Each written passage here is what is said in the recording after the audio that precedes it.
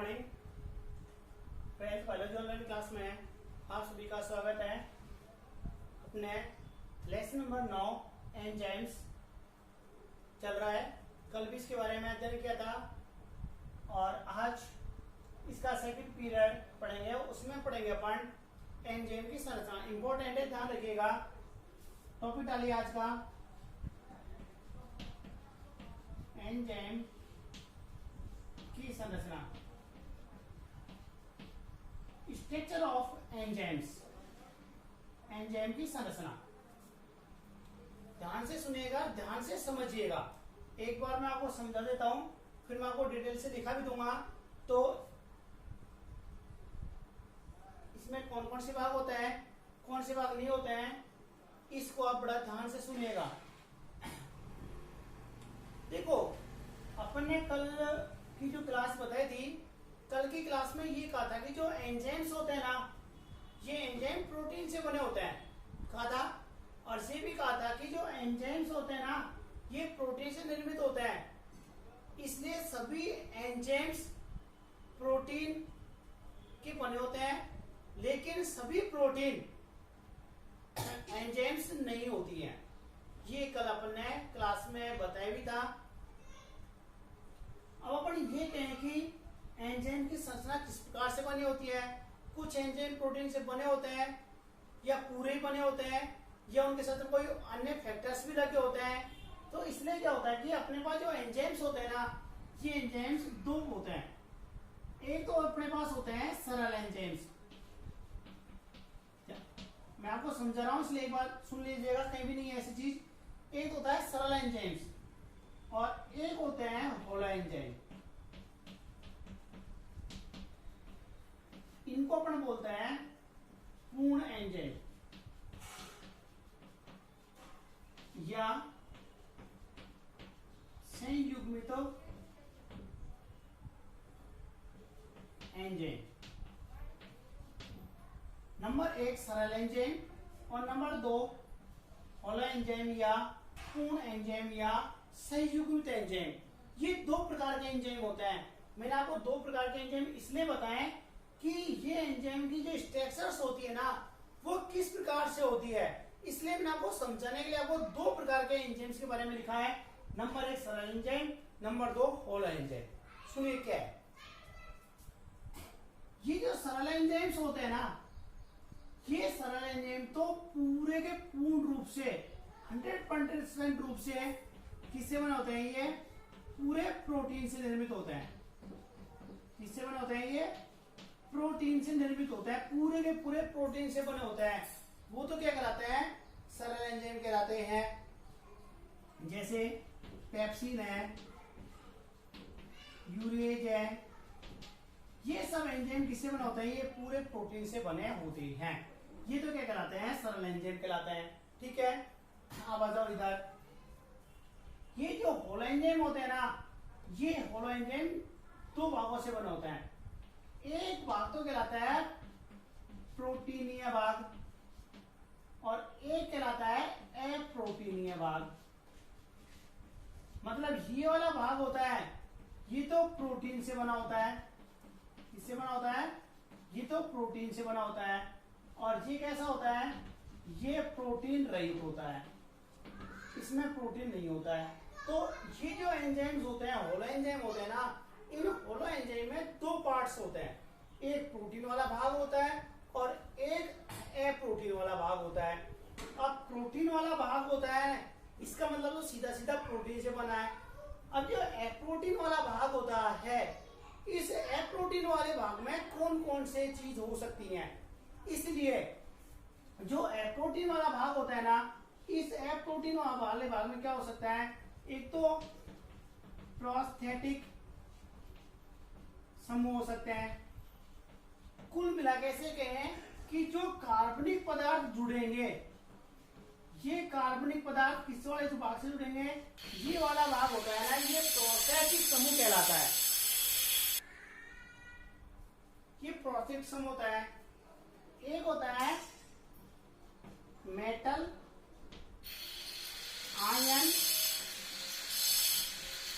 Activator होता है। ये कौन सा होता है? एक मेटल आयन एक्टिवेटर होता है और एक होता है सहकारक। कोफैक्टर कौन बोलते हैं? एक होता है सहकारक, तीन होते हैं। एक तो अपने पास कहलाता है, इसलिए में क्या होता है, प्रोस्टेट समूह होता है ना, इसमें तो ये कार्बनिक जो कार्य पदार्थ होते हैं, कारक होते हैं, ये प्रबलता से बंधे होते हैं। एक होता है मेटल आयन एक्टिवेटर, जो धातुएं होती हैं, ये धातुएं जुड़ी होती हैं। और एक होता है एंजाइम्स होता है। ये एंजाइम्स कौन से होते हैं? अपने जो एनएडी एफएडी होते हैं, जो आसानी से जुड़ भी सकते हैं और आसानी से टूट भी सकते हैं, वो कौन से होते हैं? एंजाइम होते हैं। इसलिए कितना भाग हुआ अपने पास? एक हुआ प्रोटीनीय भाग, दूसरा हुआ अप्रोटीनीय भाग। जो प्रोटीनीय भाग होता है ना, इसको तो हम कहते हैं एपोएंजाइम, कहते हैं इसको एपोएंजाइम। और इसको कहते हैं अपन कोफैक्टर। क्या कहते हैं इसको? कोफैक्टर या सहकारक कहते हैं। क्या कहते हैं इसको? सहकारक कहते हैं। इस प्रकार से प्रोटीन की जो संरचना है ना, ये प्रोटीन की संरचना कितने भागों से बनी होती है? ये प्रोटीन दो प्रकार से बने होते हैं। नंबर एक प्रोटीन भाग से और नंबर दो अप्रोटीन भाग से। प्रोटीन वाला भाग क्या कहलाता है? एपोएंजाइम कहलाता है। अप्रोटीन भाग क्या कहलाता है? कोफैक्टर कहलाता है। जो कोफैक्टर वाला भाग होता है, तीन भागों से निर्मित होता है। नंबर एक प्रोस्टेटिक समूह, नंबर दो मेटल आयन एक्टिवेटर और नंबर तीन सहकारक। ठीक है, एक बार मैं दोबारा बता देता हूं, सुन लीजिए। जो एंजाइम्स होते हैं, ये एंजाइम किससे बने होते हैं? ये प्रोटीन से बने होते हैं। प्रोटीन तो इनमें पाई जाएगी, चाहे वो 100% मात्रा में हो, चाहे वो कम मात्रा में हो। इस प्रोटीन की मात्रा के आधार पर ये एंजाइम दो प्रकार के बांटे गए हैं। नंबर एक कहलाते हैं सरल एंजाइम और नंबर दो कहलाते हैं संयुग्मित एंजाइम। सरल एंजाइम कौन से होते हैं? ऐसे एंजाइम जो पूर्ण रूप से प्रोटीन से ही निर्मित होते हैं, प्रोटीन के अलावा इसमें अन्य कोई भाग नहीं पाया जाता है।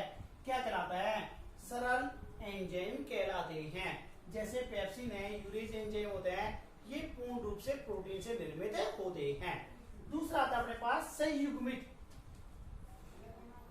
देखो संयुग्मित होता है इसके साथ में अन्य किसी चीज का जुड़ना, उसको कहते हैं संयुग्मित, किसी के साथ जुड़ना। ये जो संयुग्मित होते हैं ना, इनको होलो एंजाइम या पूर्ण एंजाइम भी कहते हैं। ये जो संयुग्मित का मतलब ये होता है कि इसमें कुछ भाग प्रोटीन का होता है और कुछ भाग इसमें अप्रोटीन का होता है, लेकिन प्रोटीन भाग ज्यादा होता है और अप्रोटीन भाग कम होता है। जो भाग प्रोटीन से निर्मित होता है उसे अपन एपोएंजाइम कहते हैं, और जो भाग प्रोटीन से निर्मित नहीं होता है, प्रोटीन रहित होता है, उसे कोफैक्टर या सहकारक कहते हैं। ये जो अप्रोटीन भाग जो होता है, सहकारक वाला भाग होता है, इसमें सहकारक तीन रूप में जुड़े होते हैं। नंबर एक प्रोस्टेटिक समूह। ये प्रोस्टेटिक समूह कौन से होते हैं? ये इस प्रकार के कार्बनिक कारक होते हैं जो प्रबल बंध से जुड़े होते हैं, जिनको तोड़ने के लिए बहुत अधिक ऊर्जा की आवश्यकता होती है, वो कौन से कहलाते हैं? प्रोस्टेटिक समूह कहलाते हैं। दूसरा होता है मेटल आयन एक्टिवेटर। मेटल का मतलब होता है धातु। जब प्रोटीन के साथ में किसी प्रकार की धातु जुड़ी होती है, एक्टिव रूप में जुड़ी होती है, वो क्या कहलाता है? मेटल आयन एक्टिवेटर कहलाते हैं। और एक होते हैं सेंजाइम्स। ये सेंजाइम्स क्या होते हैं? ये इस प्रकार के मॉलिक्यूल्स होते हैं, अणु होते हैं, जो आसानी से टूट भी सकते हैं और आसानी से जुड़ भी सकते हैं। जैसे अपने एफएडी होता है, एनएडी होता है, ये सब किसमें आता है? ये एंजाइम्स में आते हैं। इसलिए हमको जो स्ट्रक्चर पढ़नी होती है, उस स्ट्रक्चर में हमको ये चीज पढ़नी है। इसलिए मैंने आपको पहले डिटेल से बता दिया, ये चीज हमको लिखनी होती है। ठीक है, आगे समझ में? तो पॉइंट डालेगा एंजाइम की संरचना। मैं बोल देता हूं, लिखते जाओ। एंजाइम्स की संरचना।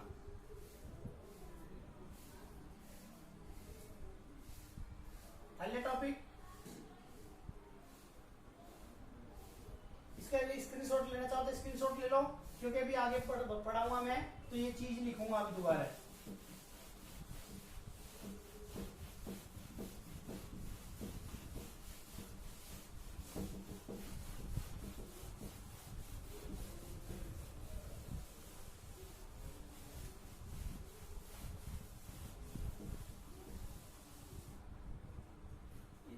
संरचना लिखो एक बार।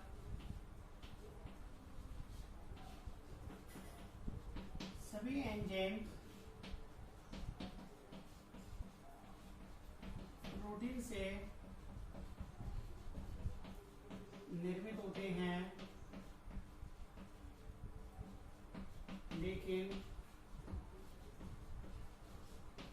प्रोटीन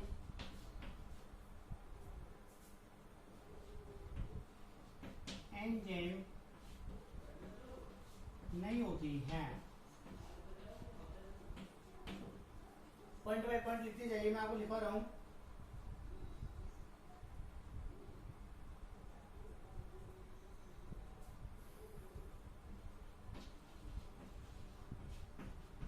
कुछ एंजाइम्स पूर्ण रूप से प्रोटीन के बने होते हैं तथा कुछ एंजाइमों में प्रोटीन के साथ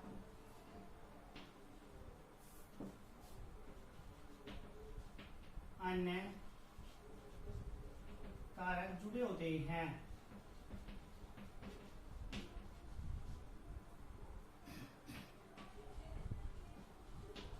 इसके आधार पर एंजाइमों की संरचना को निम्न प्रकार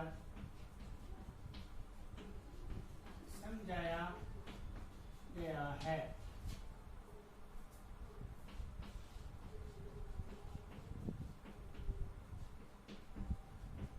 नाम रख लिखिए एक बार, सरल एंजाइम। नंबर 2 संयुग्मित या मोनो एंजाइम या पूर्ण एंजाइम। इसको कंप्लीट लिखो यहां तक।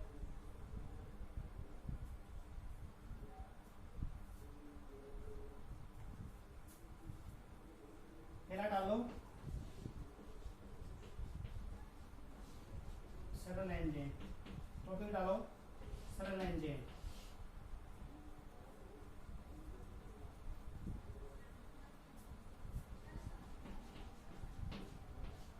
ऐसे एंजाइम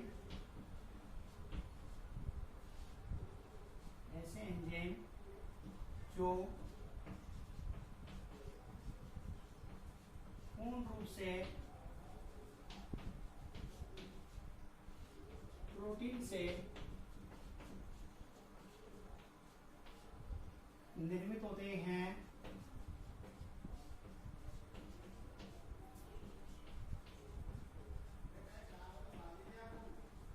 सरल एंजाइम कहलाते हैं।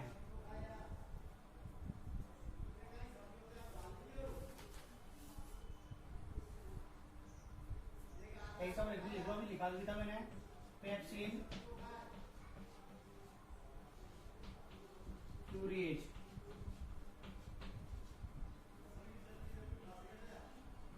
पेप्सिन यूरेज एंजाइम एग्जांपल ये उतारो।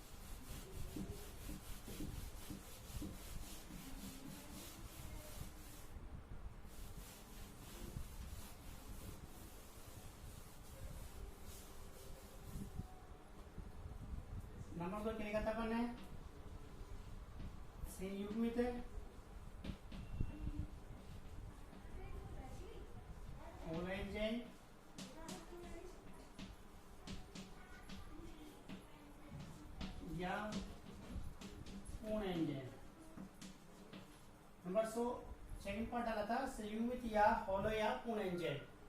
सेकंड डालिए,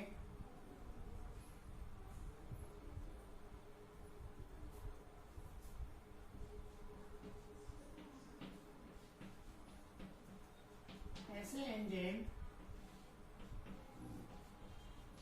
जिनमें प्रोटीन के साथ अन्य अप्रोटीनीय भाग जुड़ा होता है, हॉलो एंजाइम कहलाते हैं।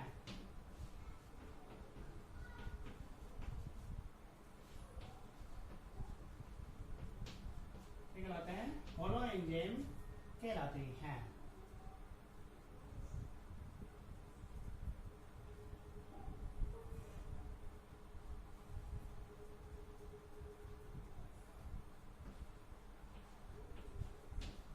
ये हॉलो एंजाइम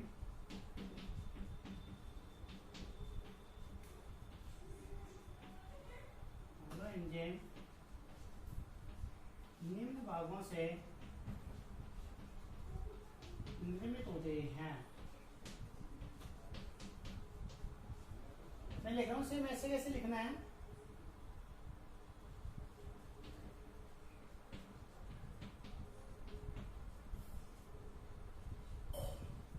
हॉलो एंजाइम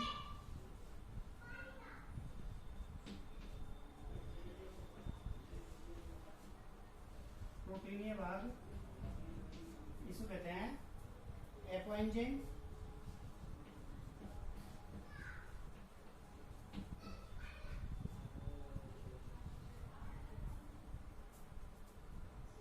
और दूसरा होता है अप्रोटीनीय भाग, इसको क्या कहते हैं कोफैक्टर सहकारक, कहते से कोफैक्टर या सहकारक।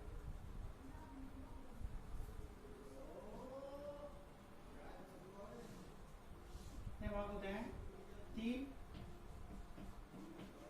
प्रोस्थेटिक समूह, मेटल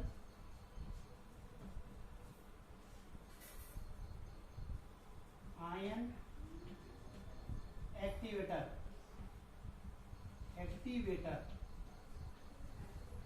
मेटल आयन एक्टिवेटर, ठीक नहीं रहा तो सुन लो, मेटल आयन एक्टिवेटर,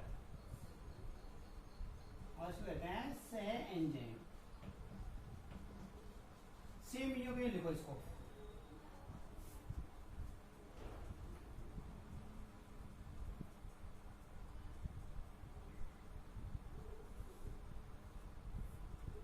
हो गया।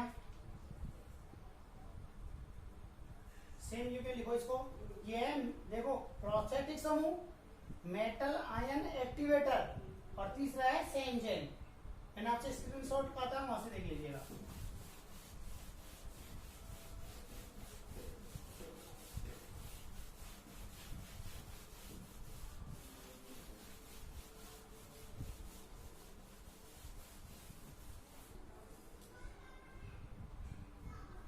पहला लिखो एपो एंजाइम,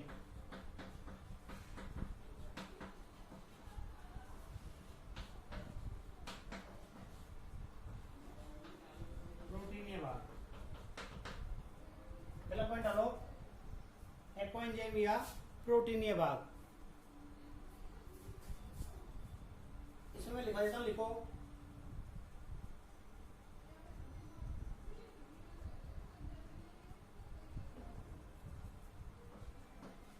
ये प्रोटीन से निर्मित होते हैं,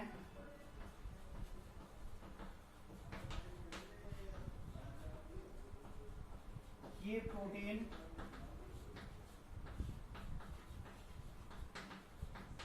विशेष लंबाई में विशेष लंबाई में पाई जाती हैं।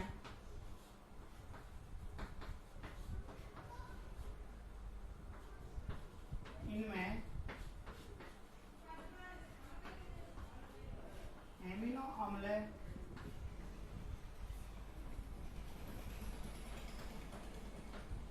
विशेष क्रम में लगे होते हैं।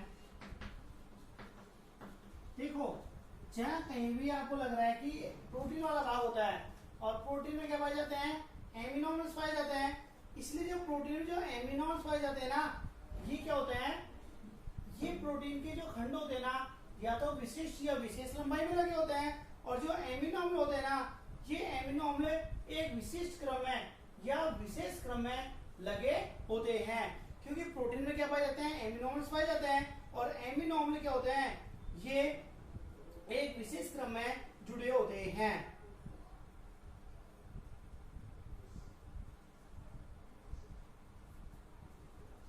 प्रोटीन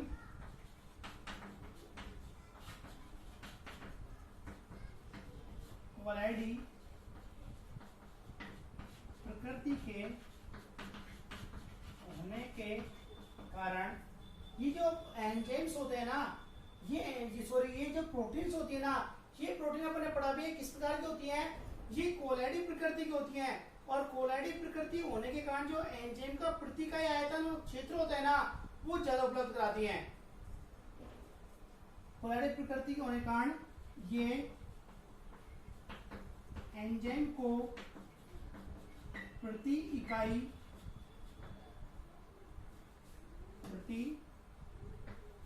इकाई आयतन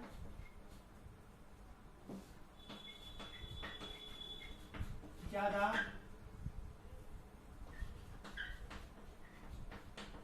उपलब्ध कराती हैं। कहने वाला मेरा ये है कि जो इनका जो प्रोटीन कोलैडी प्रकृति होती है, तो कोलैडी प्रकृति क्या करती है कि जो एंजाइम्स होते हैं ना, उनको जुड़ने के लिए क्या करती है, रिएक्टेस के लिए क्या करती है, ज्यादा स्थान उपलब्ध कराती है, और ज्यादा स्थान उपलब्ध होएगा तो एंजाइम्स क्या होंगे, ज्यादा क्रियाशील होंगे।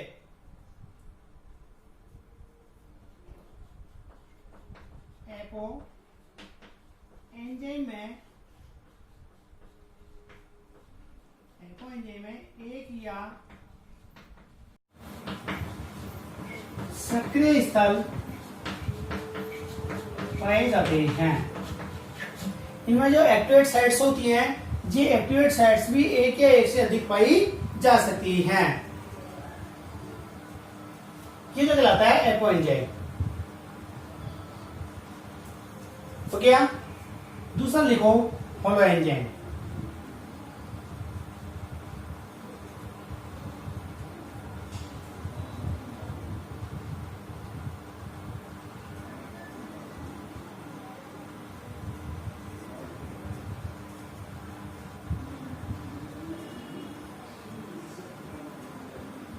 हो गया?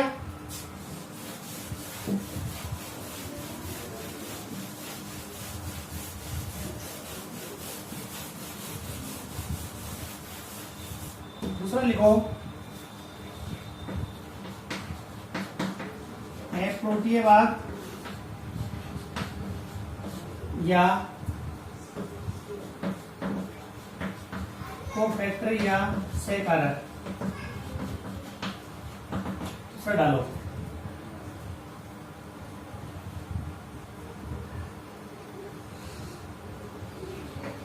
ये है एंजाइम में प्रोटीनीय भाग के रूप में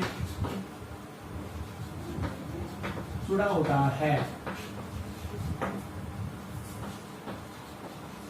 इसमें निम्न अणु भाग लेते हैं। नंबर 1 प्रोस्थेटिक समूह। नंबर 1 लिखो प्रोस्थेटिक समूह। मैंने अभी बताया था थोड़ी देर पहले, प्रोस्थेटिक समूह।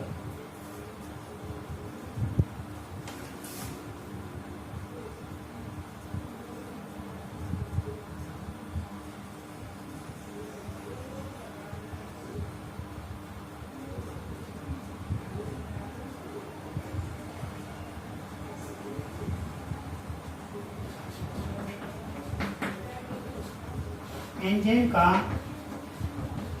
वह भाग जो एपो एंजाइम से एफ प्रोटीन या भाग के रूप में दृढ़ता या कठोरता से कार्बनिक पदार्थों के रूप में जुड़ा होता है, प्रोस्थेटिक समूह कहलाता है। एग्जाम्पल साइटोक्रोम,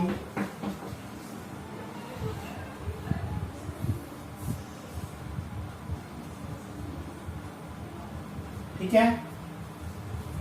एग्जाम्पल साइटोक्रोम है, और भी लिखना चाहो लिख लो, प्लेओप्रोटीन है, लिखना चाहो लिख लो प्लेओप्रोटीन।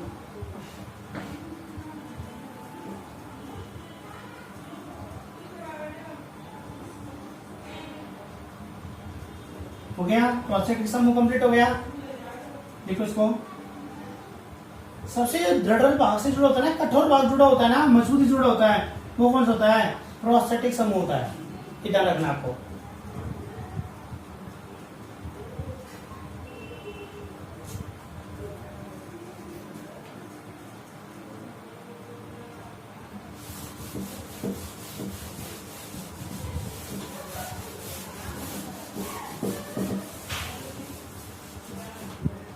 दूसरा आता है मेटल आयन एक्टिवेटर। दूसरा पॉइंट डालो, मेटल आयन एक्टिवेटर।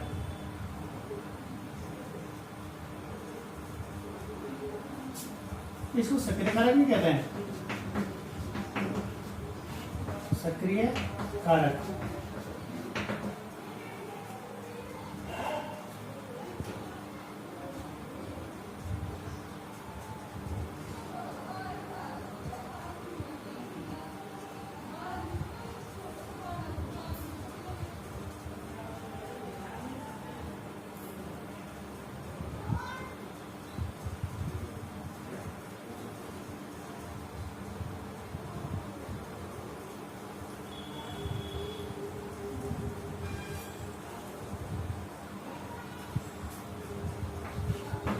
ये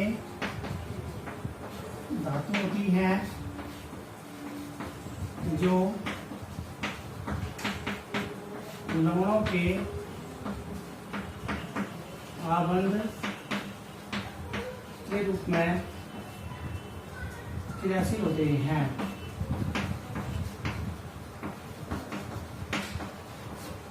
क्या होता है ये? लवणों के आबंध के रूप में क्रियाशील होते हैं।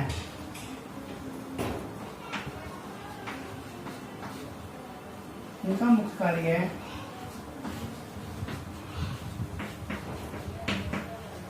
एंजाइम सबस्ट्रेट, एंजाइम सबस्ट्रेट में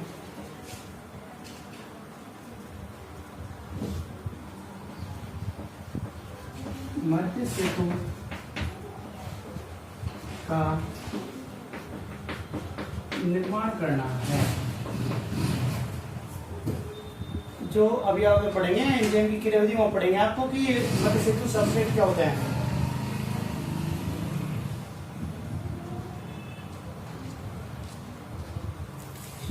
जैसे जेड है, एपी है, एमजी है,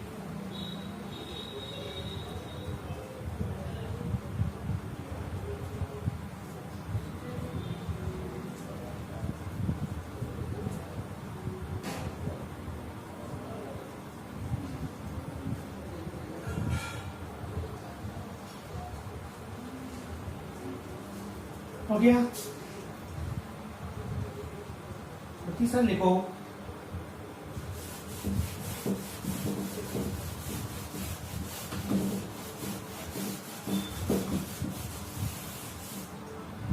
सह एंजाइम।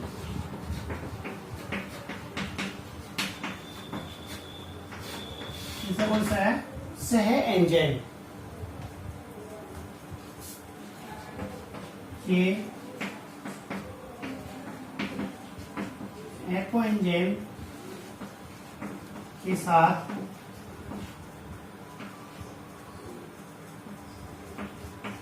डिले या आसानी से अलग होने वाले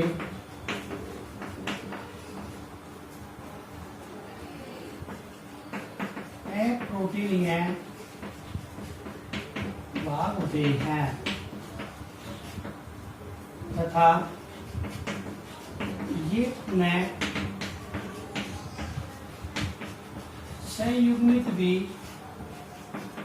हो जाते हैं। क्या कहलाते हैं? सह एंजाइम कहलाते हैं। जैसे NAD है,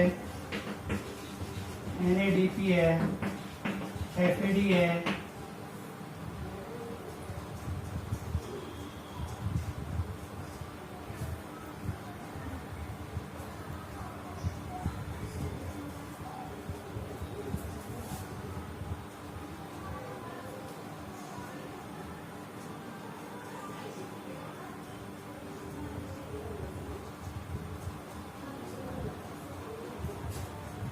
हो गया। ये आपकी संरचना कंप्लीट हो गई। ये डायग्राम है छोटा सा, उसको बना लीजिएगा।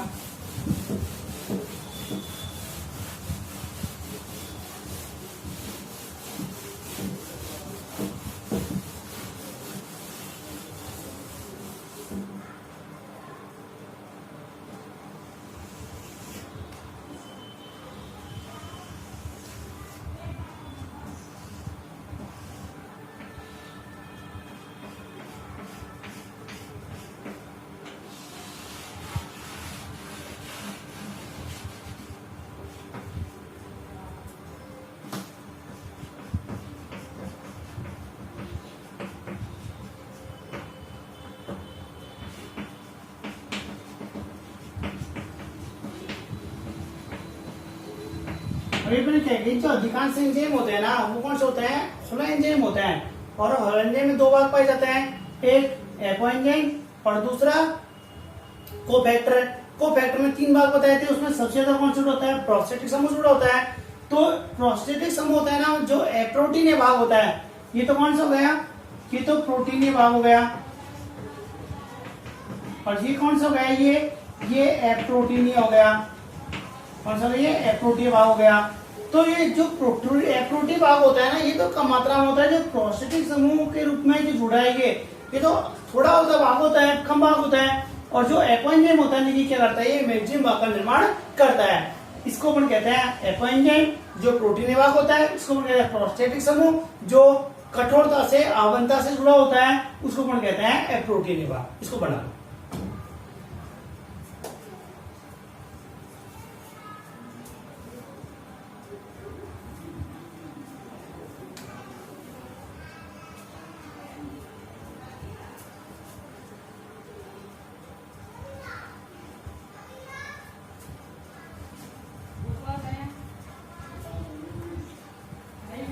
ये आज अपने इस क्लास में प्रोटीन की संरचना कंप्लीट हो गई।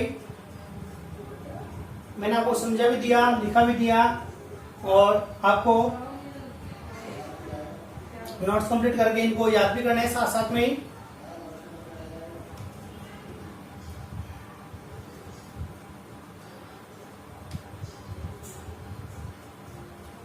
हो गया कंप्लीट।